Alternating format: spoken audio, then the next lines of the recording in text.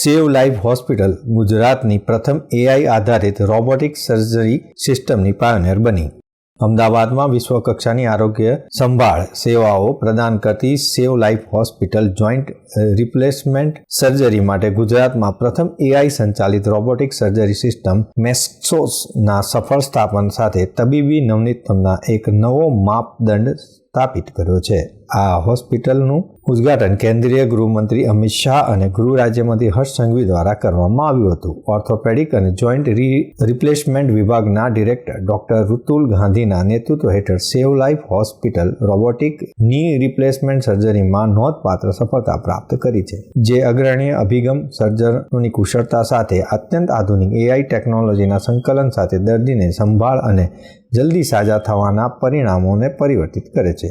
Robotic system એ સૌથી અદ્યતન surgical robotic technology છે કે જે સર્જનને જોઈન્ટ રિપ્લેસમેન્ટ સર્જરીમાં અનુમાનિત અને સુસંગત પરિણામો માટે વ્યક્તિગત પૂર્વ આયોજન અને ચોક્કસ સારવારમાં સહાય કરે છે.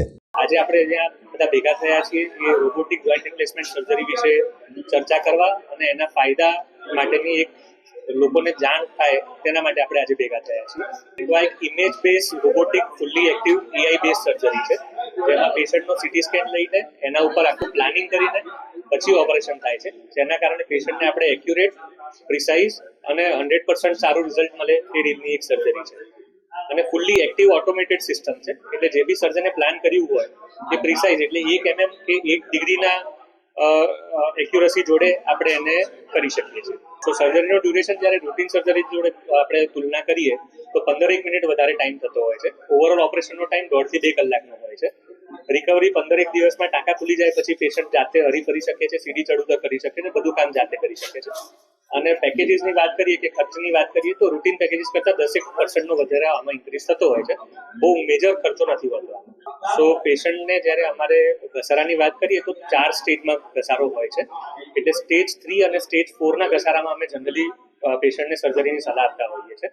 પણ જરૂરી એ છે કે પેશન્ટને જ્યારે એવું લાગે કે જે કામ મારે કરવું છે, મારે હરણ કરવું છે, લગ્નમાં જવું છે, સીડી ચડ ઉતર કરવી છે, એ જ્યારે ના કરી શકે તો ડૉક્ટરનો સંપર્ક કરીને ડૉક્ટર જોડે સલાહ સૂચન લઈને ઓપરેશનનું એમને પ્લાનિંગ કરવું જોઈએ. ડોક્ટર ઋતુલ ગાંધીએ જણાવ્યું હતું કે AI આધારિત રોબોટિક ની રિપ્લેસમેન્ટ સર્જરી ઓર્થોપેડિક સંભાળના ભવિષ્યનું પ્રતિનિધિત્વ કરે છે. આ ટેકનોલોજી ચોકસાઈ વધારીને જોખમો ઘટાડી ઝડપી રિકવરી અને સારા પરિણામોને સક્ષમ બનાવશે. સેવ લાઈફ હોસ્પિટલમાં અમે વિશ્વ સ્તરીય આરોગ્ય સંભાળના બધા જ સુલભ બનાવવા માટેના પ્રતિબદ્ધ કરીએ છીએ, જે અમારા દર્દીઓને આશા અને વિશ્વાસ રાખે છે. ડોક્ટર ગાંધી અને તેમની ટીમે તાજેતરમાં મહિનાઓમાં જ સફળતાપૂર્વક સંખ્યાબંધ રોબોટિક ની રિપ્લેસમેન્ટ સર્જરી કરી છે અને અસંખ્ય દર્દીઓના જીવનમાં પરિવર્તન લાવ્યા છે. દર્શક મિત્રો, આ હતા અત્યાર સુધીના સમાચારની ખાસ ગતિવિધિ માટે આપની હાથ રહો S Live ન્યૂઝ બુલેટિન. નમસ્કાર.